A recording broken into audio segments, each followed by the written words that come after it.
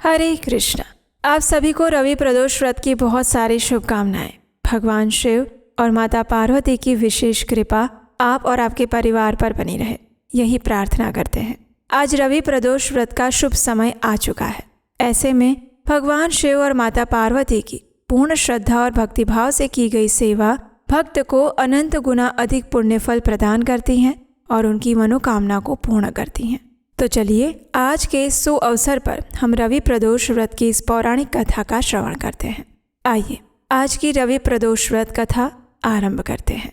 एक समय सभी ऋषिगण नैमिषारण्य में एकत्रित हुए थे और तब श्रीलसूत गोस्वामी ने कहा, हे महर्षि, प्राचीन काल की ये बात है। ब्रह्मा जी सत्यलोक में कमल के आसन पर विराजमान थे और उस समय महात्मा सनक ने उन्हें प्रणाम किया और हाथ जोड़कर पूछा, हे भगवान, आप परिपूर्ण भुवन और वेद वेद्य पुरुष के आधार हैं।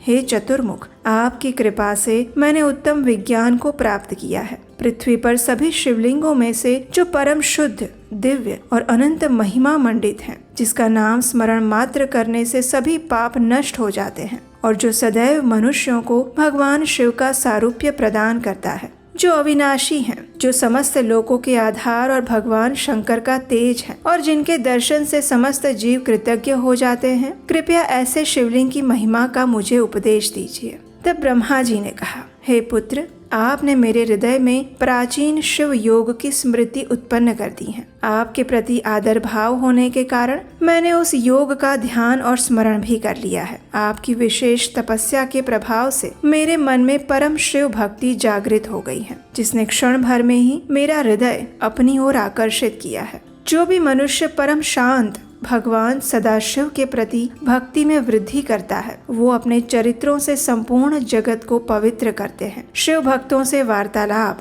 निवास, उनके दर्शन और स्मरण, ये सभी पापों का नाश करने वाले हैं। जिस प्रकार सभी के पापों का निवारण करने वाले अविनाशी, शाश्वत और अद्भुत शिव तेज अतीत में प्रकट हुए थे, वो वृत्तांत सुनो। एक समय मेरे और भगवान विष्णु के सामने अग्नि का एक स्तंभ प्रकट हुआ। वो सभी लोगों को पार करते हुए ऊपर से नीचे तक फैला हुआ था और सभी तरफ आग की तरह जल रहा था। न तो उसका कोई आदि था और न ही अंत, और वो सभी दिशाओं में व्याप्त था। मैंने भगवान शिव के उस तेजोमय रूप को देखकर भक्तिपूर्ण मन से मानसिक रूप से उनकी पूजा की और अपने 4 मुखों से वेद मंत्रों का उच्चारण करते हुए उनकी स्तुति करने लगा। मैंने उनकी स्तुति करते हुए इस प्रकार कहा, हे प्रभु, उस परम महान शिव को नमस्कार है जो संपूर्ण जगत की उत्पत्ति का एकमात्र कारण है। हे प्रभु, जिनसे सब कुछ प्रकाशित होता है, वैसे आपको नमस्कार है। हे शंभो, आपका यह विश्वव्यापी तेज सर्वत्र प्रकाश फैला रहा है, लेकिन जो आपकी कृपा से वंचित हैं, वे इसे नहीं देख सकते।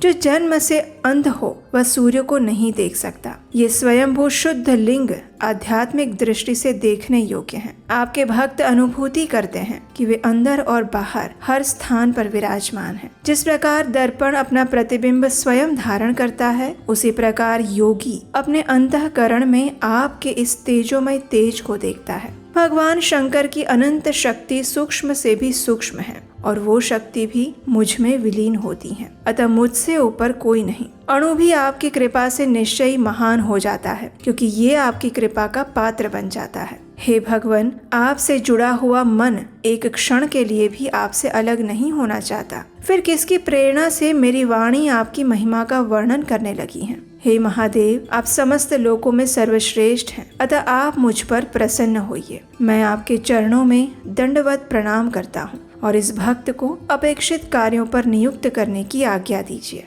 इस प्रकार विनम्रता पूर्वक कहते हुए मैंने देव देवेश्वर भगवान शिव को बारंबार हाथ जोड़कर प्रणाम किए और उनके पास बैठ गया। तत्पश्चात मेघ के समान गंभीर वाणी वाले भगवान श्री विष्णु ने भगवान शिव की महिमा गान किया और अपनी शुद्ध वाणी से कहते हुए उनका धन्यवाद प्रकट किया और कहने लगे, हे तीनों लोकों के अधीश्वर, हे गंगाधर, हे विरूपाक्ष चंद्र अर्धशेखर, आपकी जय हो। हे शंभो, आपकी कृपा उन भक्तों पर अपरिमेय और निरंतर बढ़ती रहती है, जिससे भक्त को शुद्ध और पूर्ण ज्ञान प्राप्त होता है। प्रायः संपूर्ण ज्ञान का पालन और समस्त धन संपत्तियों का संचय भी आपकी कृपा से ही संभव है। केवल आप ही आपको जानने में सक्षम है। या फिर जिसने आपकी कृपा प्राप्त की है वही सक्षम हो सकता है। देवतागण आपके अंश से उत्पन्न हैं, तो क्या वे प्रभावशाली नहीं हैं? क्या तपते हुए लोहे में जो आग होती है उसमें जलाने की शक्ति नहीं होती? हे देवाधिदेव,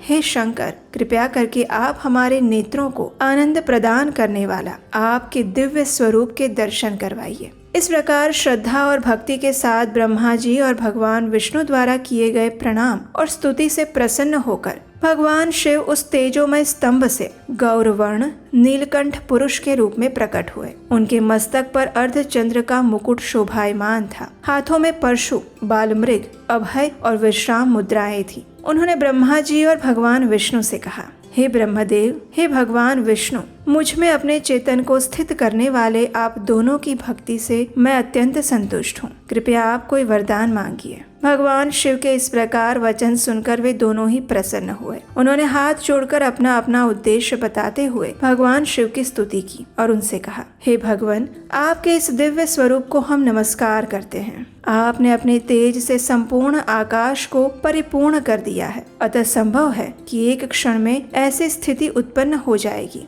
कि किसी को पूछना पड़ेगा कि देवताओं के निवास कहाँ थे। सभी देवता नष्ट हो जाएंगे। आपके प्रचंड तेज से तपी हुई ये उत्तम पृथ्वी अब भौतिक जगत का निर्माण करने में असमर्थ है। अतः संपूर्ण विश्व को आशीर्वाद देने के लिए कृपया अपने इस तेज को समेट लीजिए और अरुणाचल के नाम से एक अचल लिंग बन जाइए। जो भी मनुष्य आपके इस अरुणाचल नामक ज्योतिर्मय स्वरूप को श्रद्धा पूर्वक प्रणाम करेगा, उसे देवता भी विशेष सम्मान देंगे। हे अरुणाचल, आपकी शरण में आकर सभी मनुष्य धन, भाग्य, महत्व और यहाँ तक कि काल पर विजय प्राप्त करें। इस प्रकार की स्तुति सुनकर भगवान शिव ने तथास्तु कहा और उन्हें वरदान दिया। उस समय कमलाकांत भगवान विष्णु ने अरुणाचल पति शिवजी से प्रार्थना करते हुए फिर से कहा, हे करुणा निधान, आप प्रसन्न होइए। हे अरुणाचलेश्वर, प्रसन्न होइए। हे महेश्वर, आपकी उपस्थिति यहाँ पर सभी लोगों के लाभ हेतु है। आपके इस परम अद्भुत रूप की पूजा कुछ धर्म परायण लोगों के लिए सुलभ नहीं है। मैंने और ब्रह्मा जी ने वेदोक्त स्तोत्र द्वारा आपकी स्तुति की थी। जो भी मनुष्य आपकी पूजा करेंगे वे निर्दोष और कृतज्ञ होंगे। जो अनेक प्रकार के उपहारों और पूजन सामग्री से आपकी पूजा करेंगे वे निश्चय ही चक्रवर्ती राजा होंगे और तुरंत ही सभी पापों से मुक्त होकर पवित्र हो जाएंगे। जो भी मनुष्य आपके निकट आएंगे उन्हें अहंकार और ममता का त्याग करके निरंतर आपके चरण कमलों का ध्यान प्राप्त होगा। और तब भगवान चंद्रशेखर ने ऐसा ही होगा इस प्रकार कहकर भगवान विष्णु की बात का समर्थन किया और तभी से वे अरुणाचल रूप स्थावर लिंग बन गए और उसी अरुणाचल नामक लिंग को हम पृथ्वी पर देख सकते हैं। यहाँ तक कि जिन 4 महासागरों ने सभी लोगों को जल प्रलय में डुबा दिया था वे भी इस अरुणाचल के निकट की भूमि को स्पर्श नहीं कर पाए थे।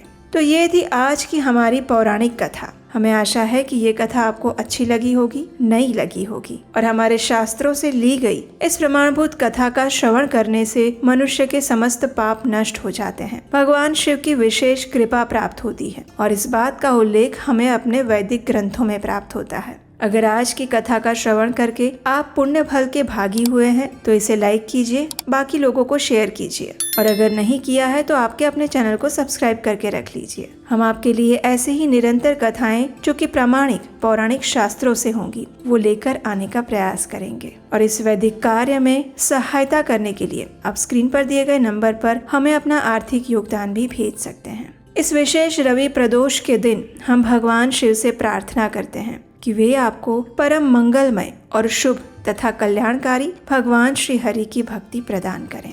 हरे कृष्णा।